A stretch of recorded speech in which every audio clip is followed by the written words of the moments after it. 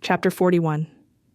Papa had barely unloaded the disassembled timbers from the ski tower when he began looking into land to lease at Snoqualmie Pass. My kids are going to have a place to ski.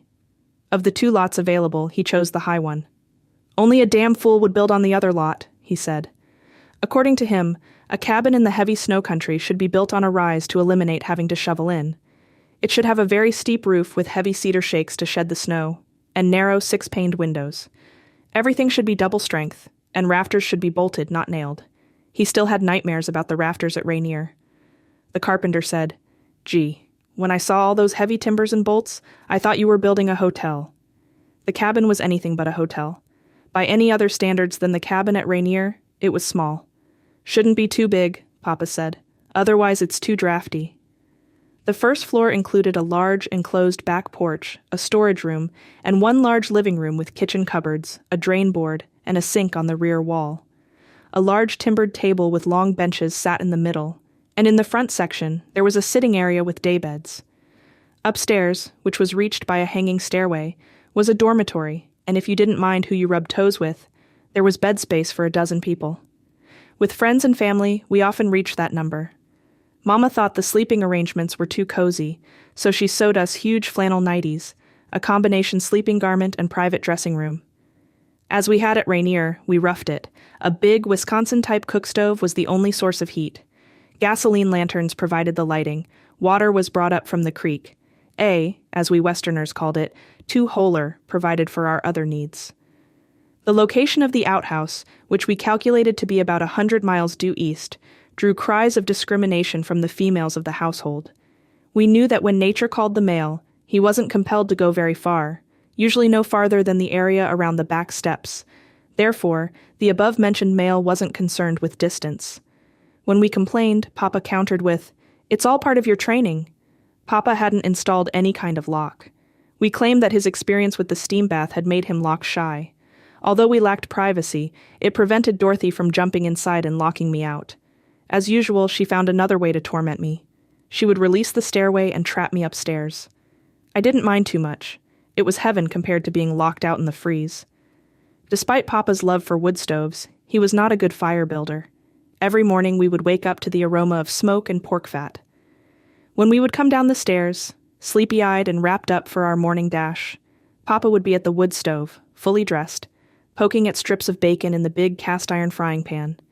"Remember to take the water bucket and come back by way of the creek." "That makes it 250 miles round trip," we groaned. Skiing at Snoqualmie Summit had been revolutionized since our early days. The Seattle Park Department had developed an area called Municipal Hill and had installed the greatest invention since freezing temperatures, a ski tow. Unfortunately, Papa questioned the safety of such mechanical devices. It made getting money for tow tickets as difficult as our streetcar token routine. Because of his tender joints, Papa wasn't skiing much, but he was usually out and around. If he wasn't at Municipal Hill checking on us, he was at the Summit Cafe, kibitzing with the skiers about his ski jumping days at the University of Wisconsin, or holding an open house at the cabin, offering his old Mount Rainier hospitality, ham sandwiches and beer. At the first ski jumping tournament, Papa was glad to meet up with 2 of his favorites, whom he had met at the national championships on Mount Rainier, Hjalmar Vom and Corey Gustafsson, who skied for the Cascade Ski Club at Mount Hood, Oregon. "Real skiers," he called them. They were in an elite group of only 4 skiers who, at the first classification of skiers in the Northwest, had received an A rating in all 4 types of skiing: cross-country, downhill, slalom, and jumping. Both had won trophies in national ski jumping competitions. Papa brought them to the cabin for ham sandwiches and beer. They were soon teaching me Norwegian songs.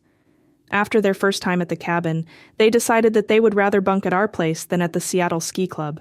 Their only complaint was the outhouse situation. They offered suggestions. "Ja, you could on the back porch a toilet install." Papa said, "Have another beer." We girls were somewhat in awe of them and their Norwegian accents. We discovered that they were more daring than the downhill skiers, more inclined to jump across rivers, crevasses, or plowed-out roads. Their one biggest drawback, which we figured bordered on the indicted, was that they wore their pants skin-tight. They explained wind resistance and suggested that, instead of our +8s, we should follow their example. "Ja, and you will faster going. Not so much vigling and vagling into Vind. Gee, I thought that all the vigling and vagling into Vind was what was making us faster going, we said. At one of the big jumping tournaments, Hjalmar and Corey brought Sverre Koltrud, a top ski jumper from Norway, to the cabin. A little on de Vilde's side, they explained. Although Sverre liked Papa's ham sandwiches and my accordion playing, it was soon apparent that his real passion was Papa's new yellow Buick coupe. I'm not sure why Papa let me drive Sverre around, because Papa knew how wild ski jumpers were. Besides that, I still wasn't in Papa's good graces, since I had driven into a parked car while I was searching around on the floor for a chocolate bar. Papa never failed to remind me when he handed over his keys. Let's see how many parked cars you can smash today. Sverre's brush with the law happened after the big ski jump was over. Everyone was in a holiday mood. Sverre had won top honors, and as a special bonus, he thought I should let him drive. I was hesitant.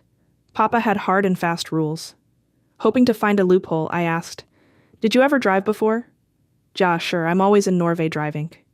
Well, we were going only a couple of miles, from the ski jump to the clubhouse parking lot. Papa would never find out. With Sverre at the wheel, me in the middle, and Dorothy on the other side, we pulled out of our parking place and were spotted by Corey, Hjalmar, and a bunch of the other jumpers. They began piling on the outside, hanging on to anything they could. Sverre thought that it was great fun, a tribute to his triumph. He stepped on the gas, swerving up the parking lot. All the fellows hung on, yelling in Norwegian accents. I tried to tell Sverre that speeding was against the rules, but I couldn't be heard above the din. When we came to the end of the lot, Sverre sped up even more. "Sverre, that's a stop sign!" Stop sign was evidently not in Sverre's vocabulary. We shot out right into the jammed highway. How he maneuvered his way through the traffic is a mystery. It was one sharp turn after another. With each turn, the hoops and hollers from the outside became more excruciating, more pleading. The Norwegian accents had turned into pure Norwegian. "Sverre, Papa's going to kill us." Somehow Sverre managed to cover most of the distance to the clubhouse before we heard a siren. "Sverre, you've got to stop!" Sverre jammed on the brakes. A bullish officer appeared at the driver's window. Unimpressed with the fact that he was addressing one of the world's top ski jumpers, he informed Sverre that he had set some records. 1, for the shortest time it ever took to drive that section of road.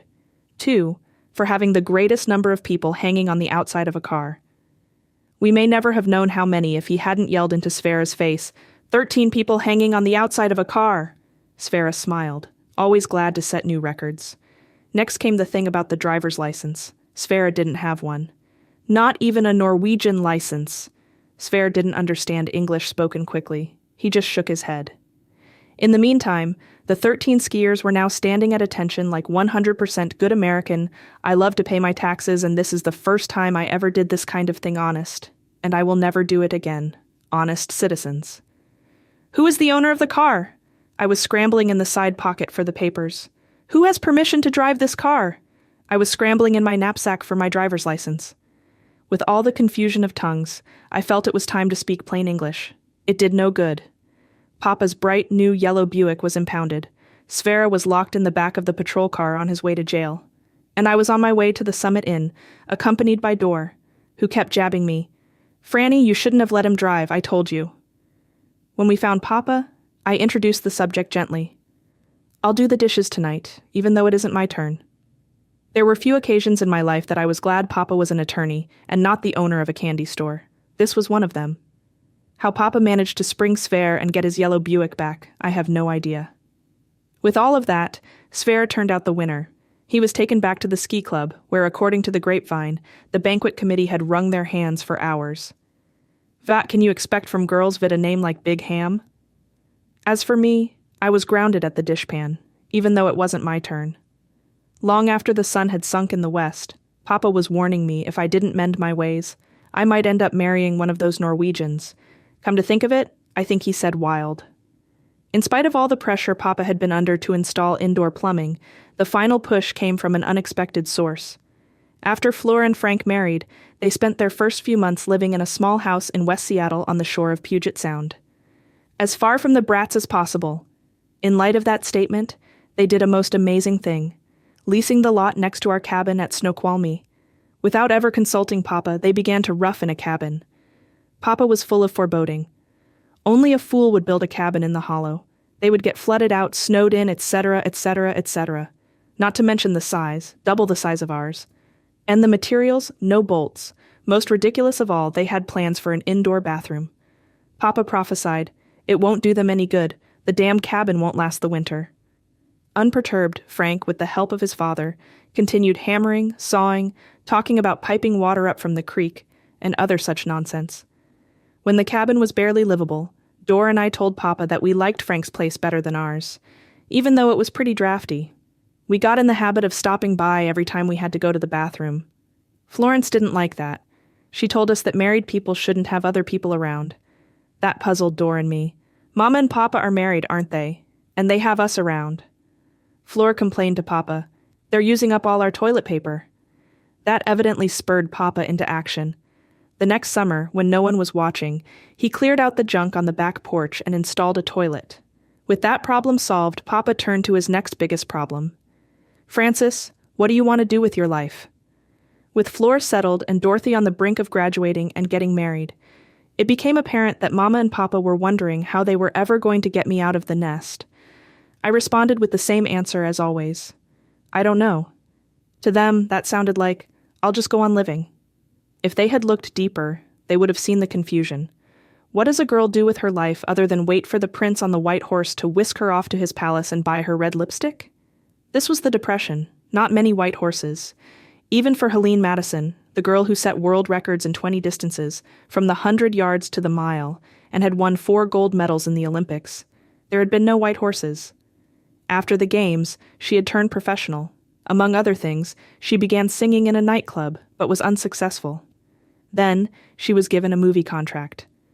We were all confident that she would do as well in pictures as she had done in swimming, and we waited for her first movie, The Warrior's Husband, to appear in Seattle. To my knowledge, it never did. Someone reported that Helene's personality didn't come through on the screen. The next I saw of Helene, she was selling hot dogs at the stand at Green Lake. She was bitter. She had worked so hard for so many years to get to the top, thinking that setting records and winning gold medals automatically assured her of success. "I dreamt of having lots of money," she said. "Now I know it was just a dream."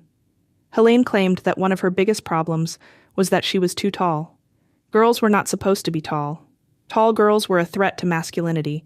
Tall girls were not asked to dance. Tall girls couldn't easily be whisked onto white horses. I knew what it was to be tall, 5'8" and growing. The biggest of the little Bighams and the tallest girl in my class. From first grade on, I was reminded of my height every time we went out the schoolroom door. We were made to line up from the smallest girl to the tallest girl, followed by the smallest boy to the tallest boy. It was always Big Fran and Little Sam. In high school, I learned what it was to be too tall when they chose the leads for the operettas. It wasn't a matter of how well you sang, but of how well you fit. Rule number 1 was that the leading lady should not be singing down to the top of the leading man's head. After I had said, "I don't know," 100 times, Mama decided to take matters into her own hands. Franny might not be able to go out and earn a living, but by gum she is going to do something. She entered me into an amateur contest at a local theater. When she asked Al, my teacher, for pointers, he said I wasn't ready yet. I agreed, but according to Mama, any time is ready. Papa had bought me a big, beautiful, professional instrument, with mother-of-pearl keys and a rhinestone eagle on the grill. With all of my contacts, I had developed a wide and varied repertoire.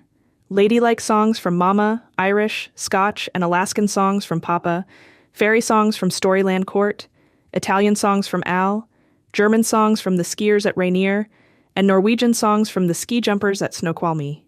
When I auditioned, I played and sang a trio of Italian songs and was immediately accepted. Just before the performance, the master of ceremonies approached us. "We have so many singers. Can't you just play an accordion piece? We need the variety." Mama argued that singing was my forte, but the man insisted. It was a frightening experience. When I was called on stage, I shook so badly I could hardly walk. I looked out at the audience and saw Mama, Flor, and Dor, full of high expectations. I had no confidence at all. I was not used to being under the scrutiny of a judge. I had always been a flop at piano recitals. My biggest problem was that I was not good at playing precisely. "Precisely is something you ain't never been and ain't never going to be," Papa said. All the years of lessons with Miss Meeker had verified that.